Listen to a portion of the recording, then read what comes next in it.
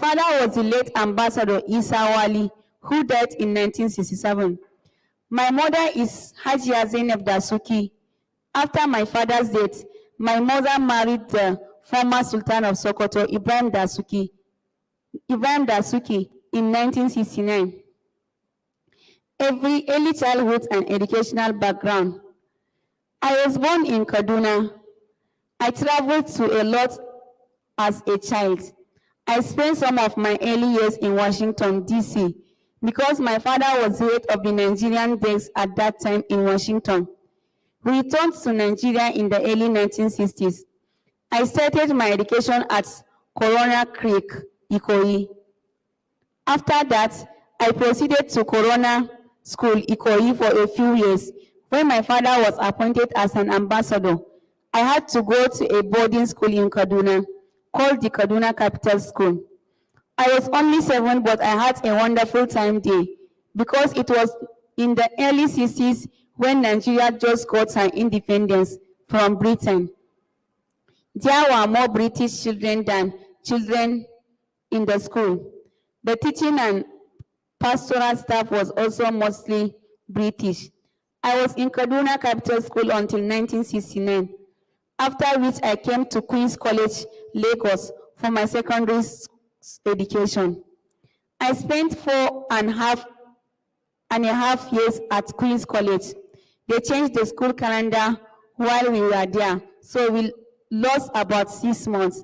Nevertheless, my days there were memorable. I made some of the best friends I now have while I was there. I was an asthmatic child, so I didn't partake in many childhood games, but I loved to swim.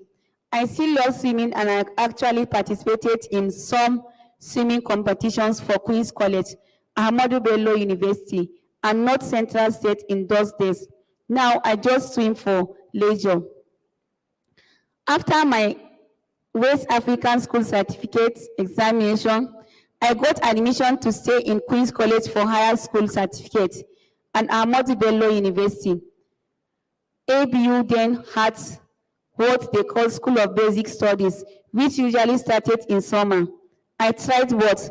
During summer, I went to ABU. In September 1, I came back to Queen's College, but I preferred ABU. Therefore, when they resumed in October, I went for the School of Basic Studies, after which I went to study architecture. The School of Basic Studies was equivalent to HSC or A levels. I did mathematics, physics, and geography because those are my favorite subjects. I had no particular ambition in mind on what career lines to choose. I only ended choosing architecture because my brother was doing engineering, and I thought I might as well become an architect. I really didn't have any burning ambition to be anything. I just liked my mathematics and physics. Work experience. Halfway through my second year, I left Ahmadu Bello University and traveled to America. So I ended up getting my degree in architecture from the University of Minnesota in the United States. I returned to Nigeria in 1983 and did my National Youth Service Corps in Jos, Plateau State. At that time, the government was just starting military secondary schools, so they were converting the old Jos Airport into the Air Force School. I was the resident architect charged with converting the airport building into a secondary school. I did that for a year, after which I went to Kano and worked in an architectural company, Multisystems Limited. It was during NYSC that I met my husband. We got married and I moved to Lagos eventually and worked briefly with Femi and Associates. I found that construction appealed to me more than design, so I traveled to England for an MSc in Economics and Management of Construction at University College, London. After the program, I returned to Nigeria and continued my career working in different places. However, in 1994, I finally decided to start my own business. It was more convenient for me to be working for someone else while I was having children, because then I could take time off, and I wanted to learn the ropes of my industry before venturing out. Therefore, being an employee during my childbearing years was a convenient option for me.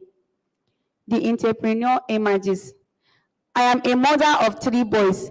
After my 3rd son was born, I started to think about starting something on my own. At that time, I was the general manager of Alpha Properties. That was my last job before I decided to start my own company. There were some problems with the principals, and the company had to win up participants. Suddenly, that was the trigger for me. I then decided to do something on my own instead of looking for another job. While I was at Alpha Properties, Mr. Nasir El-Rufai was the managing director and I was the general manager, chief operating officer. When the company was wound up, the 2 of us decided to continue doing business together in the same line. That was how we started Participant Properties in 1994, and I was the managing director. I wound up Alpha Properties in my capacity as the GM, but I had a lot of clients and a number of staff on my back. So we brought in an auditor to audit the company. We paid off the owners of Alpha Properties and then set up our own company, Participant Properties Limited, moving the clients and staff to the new company. Therefore, when we started, we already had structure to work with. It was not the difficult setting it up. At that time, Nasir El-Rufai was running his own quantities of hen farm, El-Rufai and Partners. So he was very busy with that and wasn't really on executive in Participants Properties. I ran the company almost single-handedly with the assistance of my staff. In 2005, when he became a minister, I bought him out. So now I am on my own. When we started Participant Properties, we did anything that came our way in the industry. We had a department that handled development and another that took care of what we called agency. I'm a construction manager, but I became involved in agency because Alpha Properties, while I was general manager, then had an agency department. And since I inherited the department and the staff when setting up Participant Properties, we continued to do agency. Female Realty. A few years later, we got a huge brief to do some residential blocks for a client.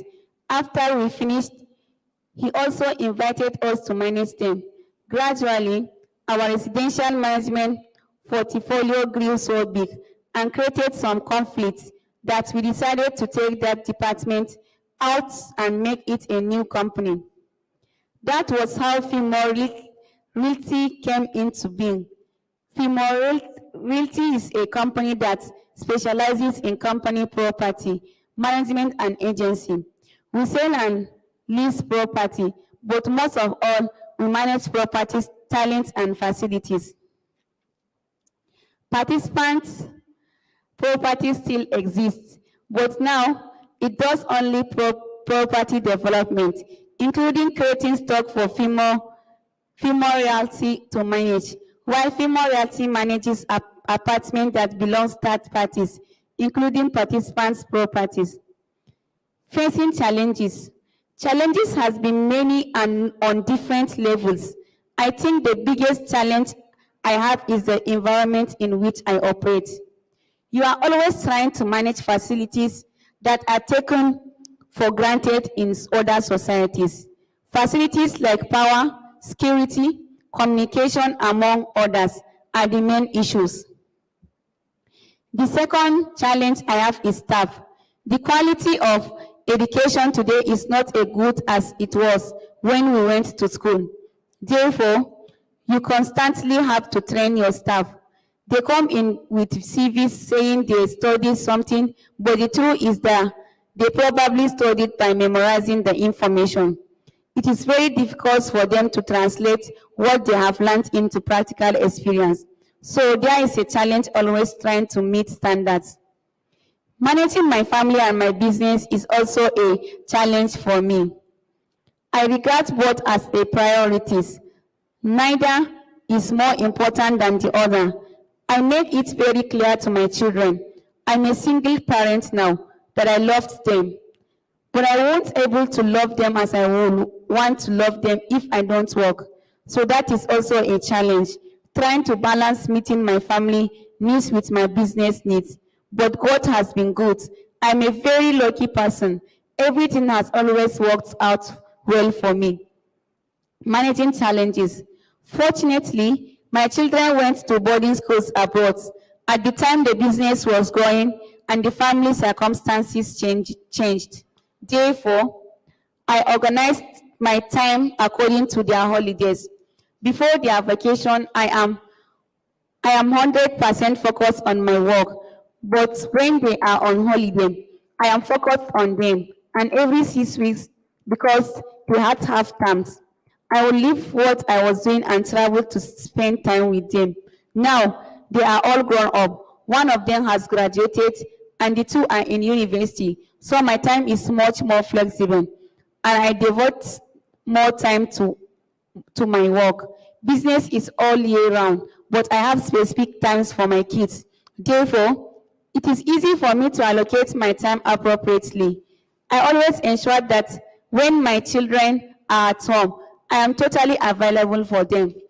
Their timetable helps me to balance and manage my schedule. While they are in secondary, they usually came home for Christmas and summer. But during the Easter holiday, I will go and supervise revision because they usually had major examinations after that. One of the steps I took to work around this was to put my business online. We have an interactive website. Our job orders are on the internet. So every day, I can see what is going on in all of my sites. Wherever I am, the internet and emails are some of the tools I use to help and manage my business. Even when I am with my kids, every day I take a few hours to find out what is happening in the office. If you manage properties, your titans are there 365 days a year.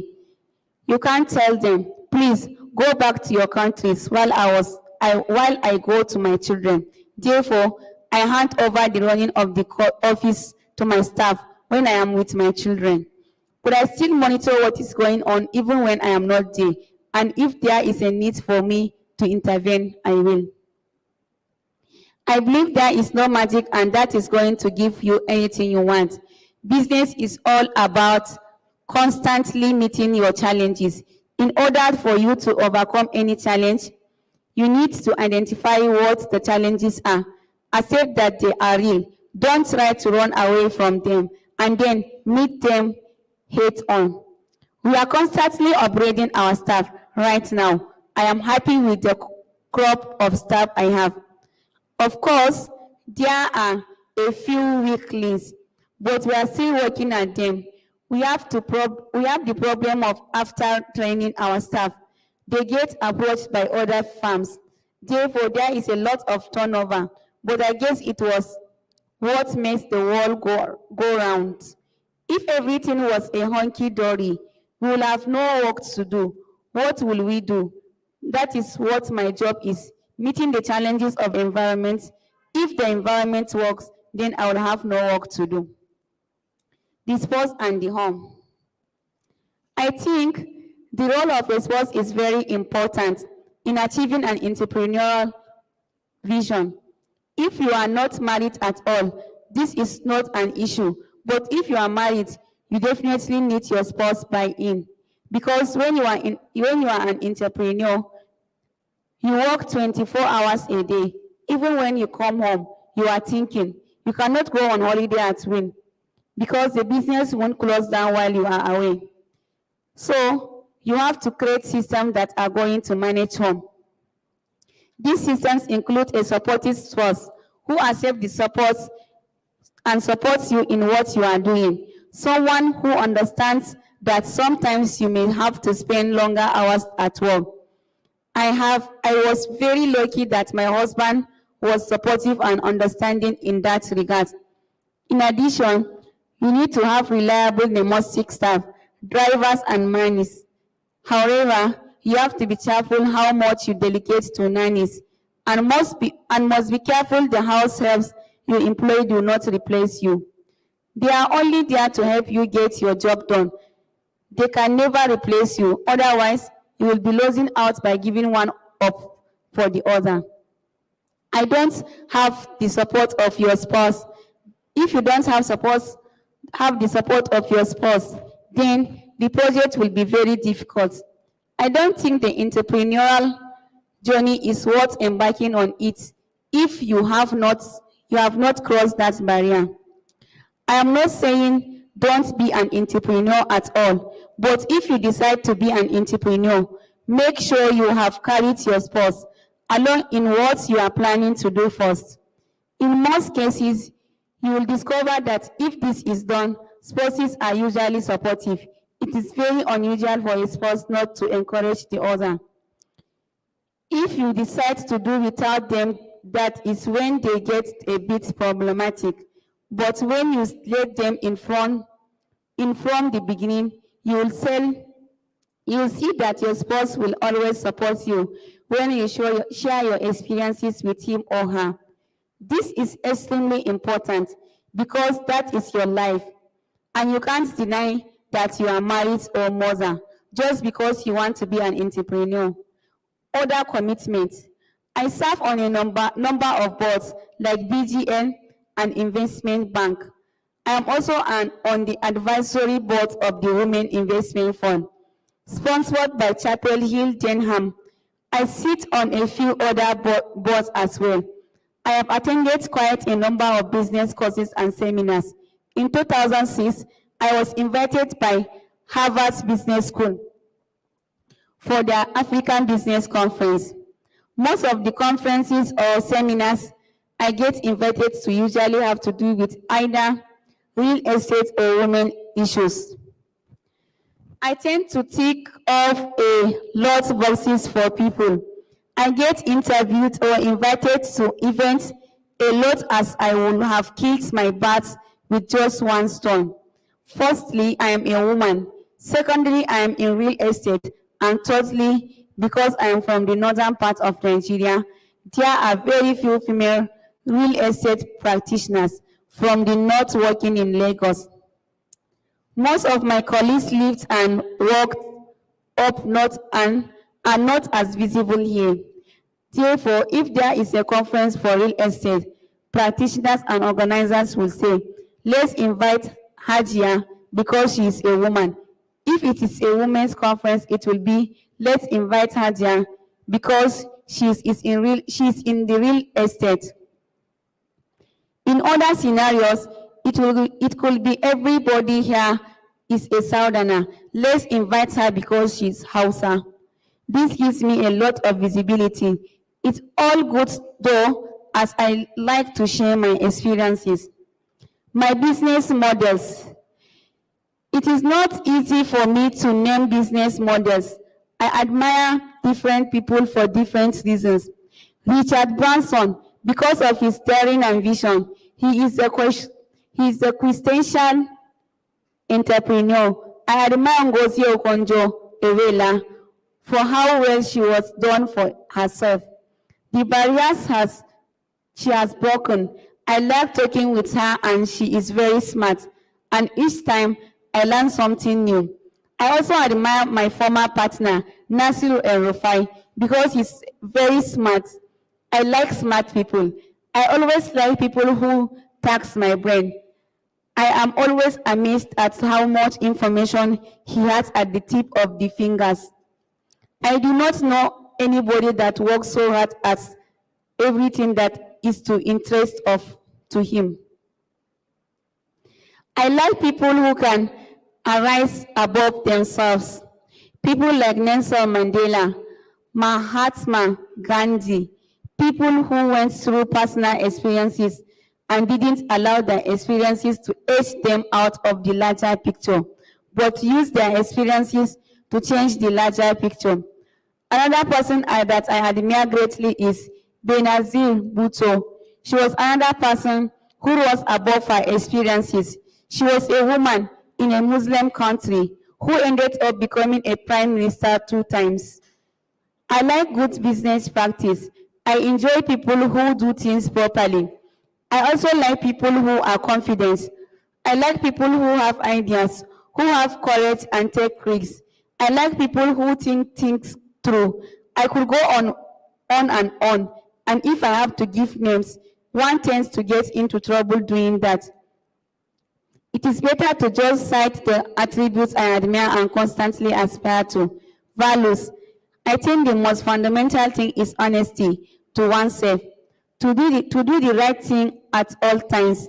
If you fail to do this, you put yourself in the north.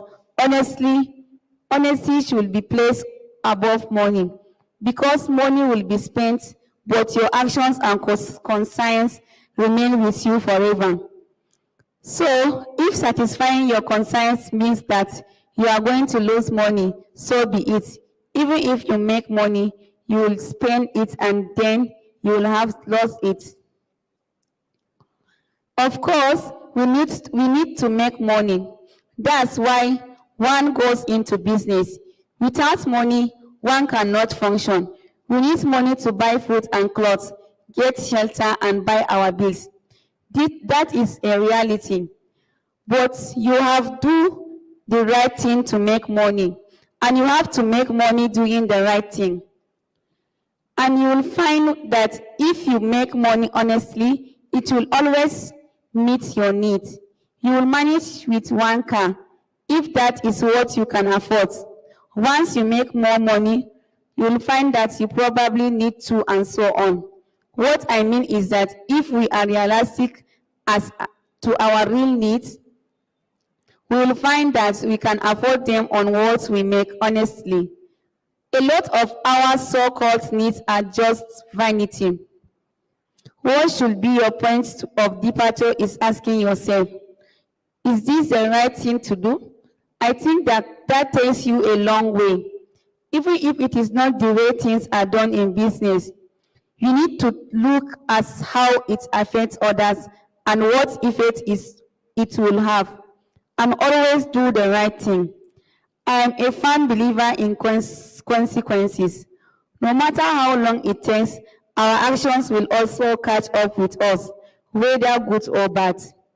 Integrity is my core value. As a Muslim, I am very conscious of my God, and I fear him at all times because he's the one that knows all things. Whatever faith you belong to, if you are constantly in touch with God, he will guide you. I always refer back to the hadith of Prophet Muhammad sallallahu alaihi wasallam when he was asked, how does one know what is right or wrong? He said, once something goes back and forth in your mind, it is wrong.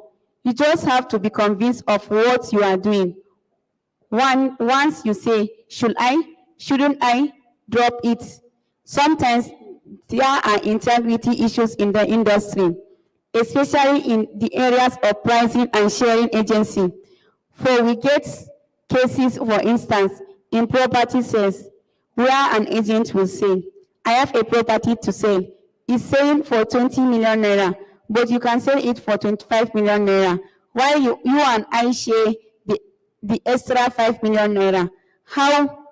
What am I legally entitled to? It's 5% agency fee, and I should be happy with that. So if I get to sell it for 20 million naira for 25 million naira, I'm taking 5%, and the amount I sell it for is what I have to tell the owner. Otherwise, you get all tangled up in all sorts of things, like producing 2 different receipts, one for the buyer, one for the seller. Then you have sleepless nights hoping that it doesn't catch up with you, and it probably will. Plus, I love my sleep. In an instance like that, it is easier to say, if all that the owner of the property wants is 20 million, and there are people who can afford to buy it at 25 million naira. So why not hide the remaining 5 million naira?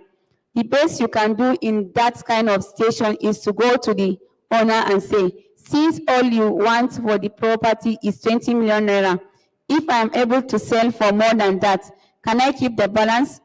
Then you will have done that right thing, and everybody wins. You are getting what you want, but you are doing it with a clear conscience. If you are truthful with an owner like that, chances are that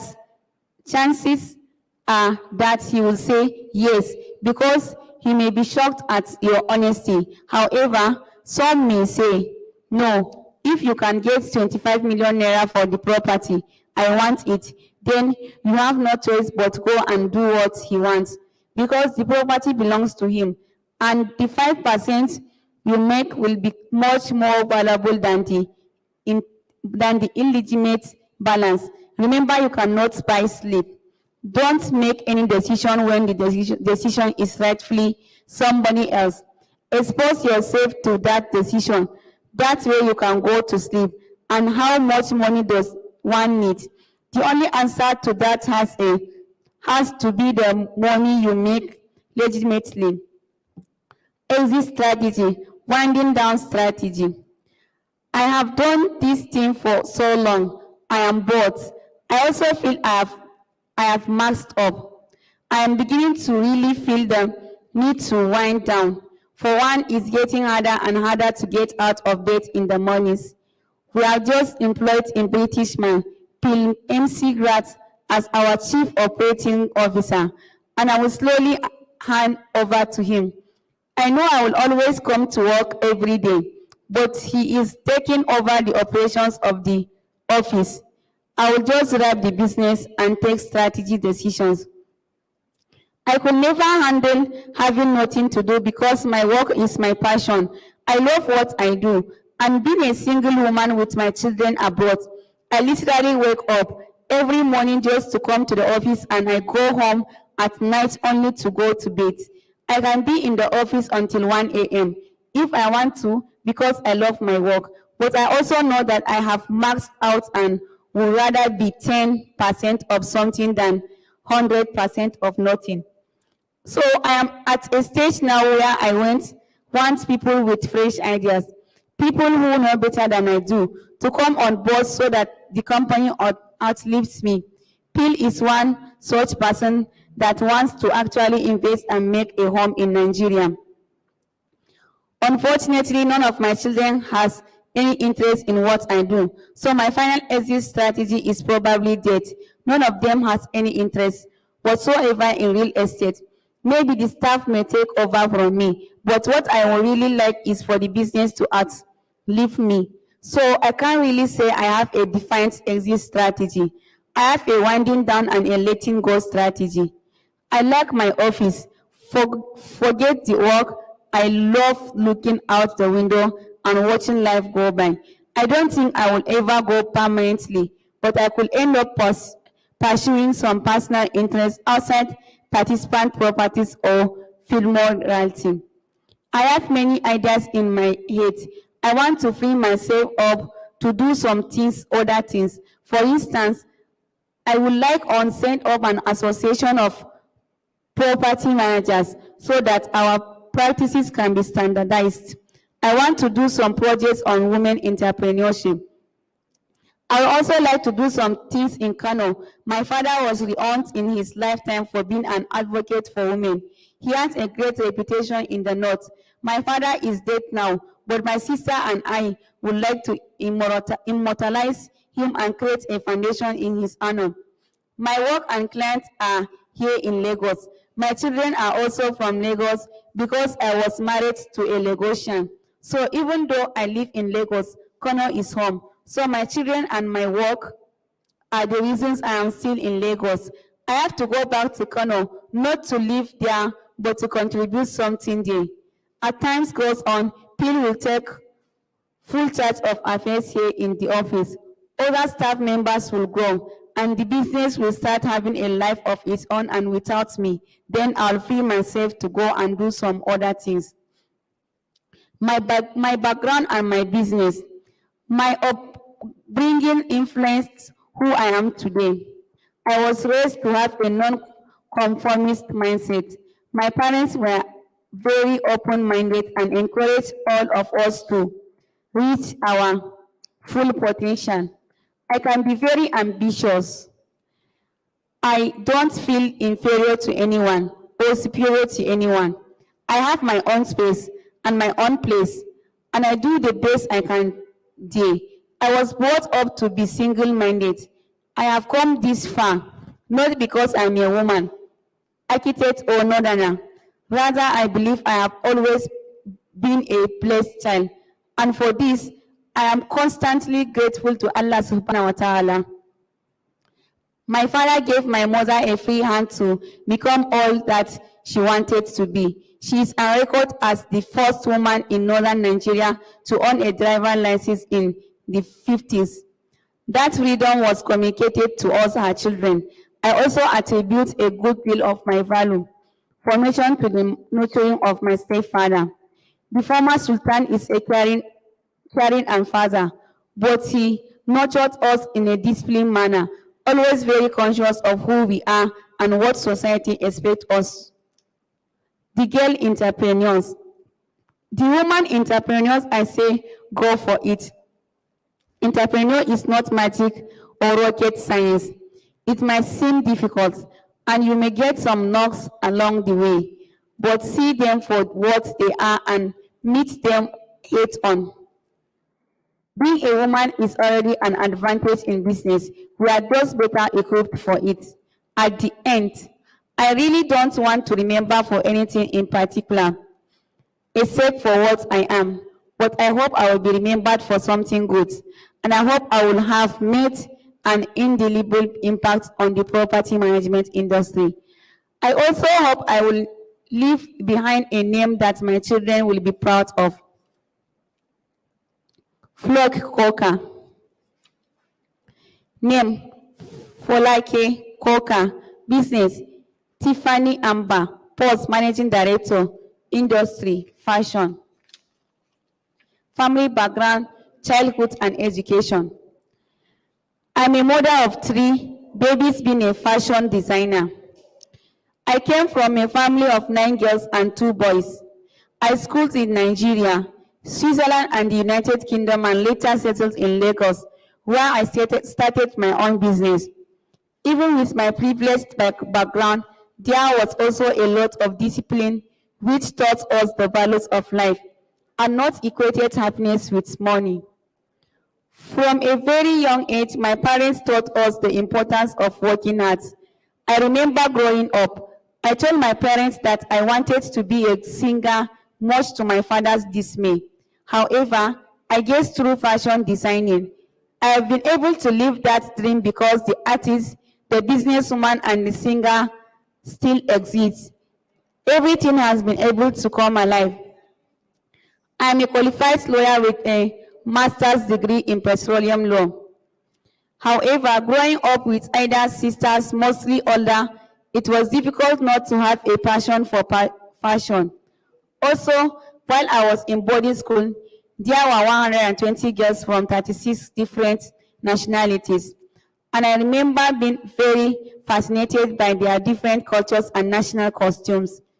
It touched on my own sense of style and probably subconsciously gave birth to the idea of Tiffany Amber. Inspiration and birth of the business.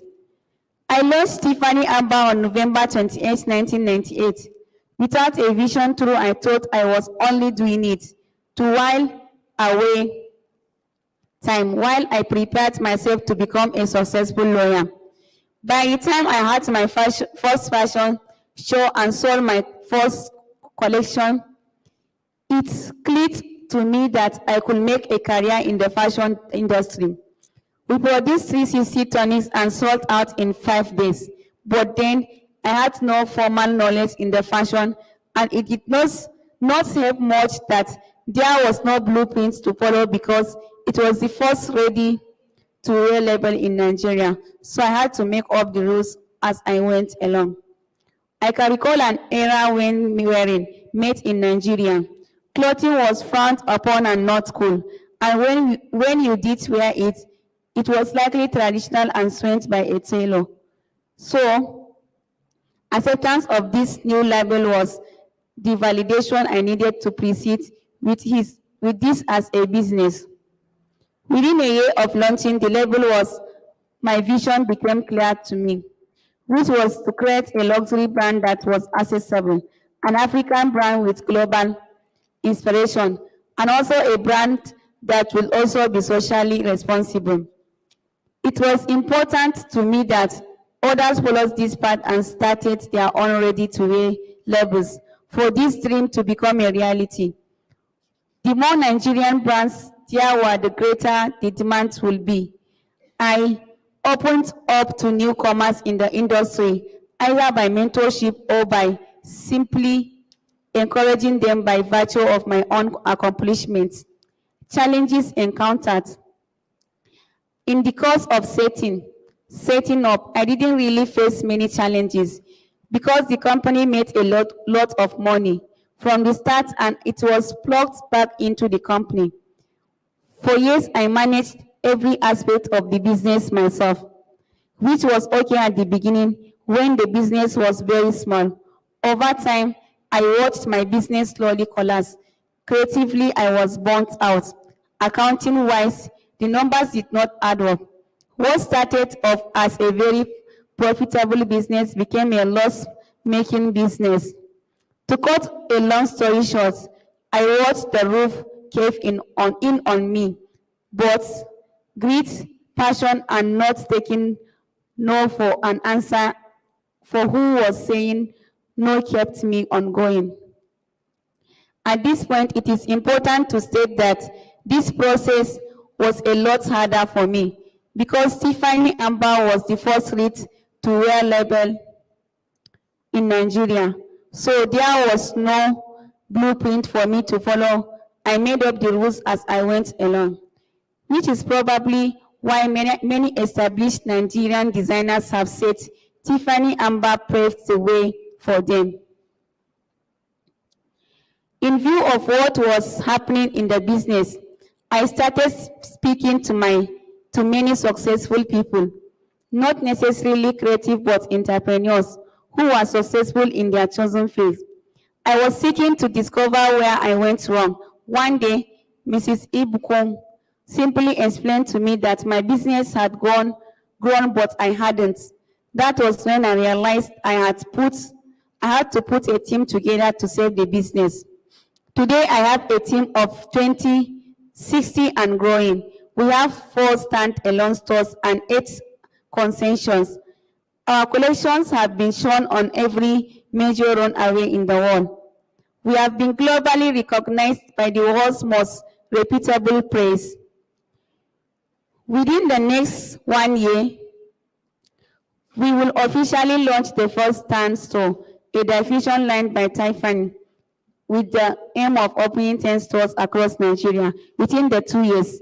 Within the next 4 years, Tiffany Amber will be present in major African cities and all over the world. And then our real journey begins. This is my wish, but I submit gracefully to God's will. Other ventures. We are in the process of formalizing our mentoring program called Dare to Dream. Every year, 10 apprentices are taken on and given the opportunity to work and grow in a department of leading African fashion house, gaining an unrivaled experience in the area of their choice, be it design, production, marketing, buying, or administration. We mentor a number of young people, not only women, in the industry, and you set a mark. Once we believe they have the talents, we are working with 1 or 2 private companies to be able to fund this. We also have the magic space in the pipeline, where we'll set up playrooms in different orphanages, with over 43 million orphans children in sub-Saharan Africa and 8 million in Nigeria alone. Tiffany Amber decided that it seems, along with skilled professionals in the interior and construction industries, will go into orphanages, motherless baby homes, and transform a room into a fully interactive play area for the children, where they can seek some light relief. Let their proverbial hair down and have an area where they can take their minds away, albeit momentarily, from their hardship. I remember when I went to have my third child, my kids, whom I took to London with me, kept crying because they wanted to go back home to Lagos. I didn't understand why, especially because they had everything I thought they needed in the house. We don't have a playroom, they explained. We constantly have abundance of toys that we want to give out, and if we just formalize it and create a magic space where children can be allowed to be children and play and get lost in their own dreams. Childhood has been stolen from a lot of children in this country, and it breaks my heart immensely when I see that it was the joy of being a child that has allowed me to be the woman that I am today. Striking balance between your different roles. Balancing work and children has been the most challenging for me. Although family always comes first and work falls into place. And when I say my family always comes first, it is important to note that it does not mean staying at home 24/7, watching over children, but to make the sacrifices that will secure their future and give them a sense of responsibility and focus in order to be responsible, impactful, and God-fearing adults. I remember a few years ago, my phone rang about 3 o'clock in the afternoon. It was my son who had just come back from school, and he said, "Mama, where are you?" Which I replied, "I am at work." He asked me to come home, and I said, "Okay." It just happened that a mentor of mine was with me when he called, and she said to me, "I hope you are not really going home, because you doing so is making your son believe from a very early age that a woman should not be working."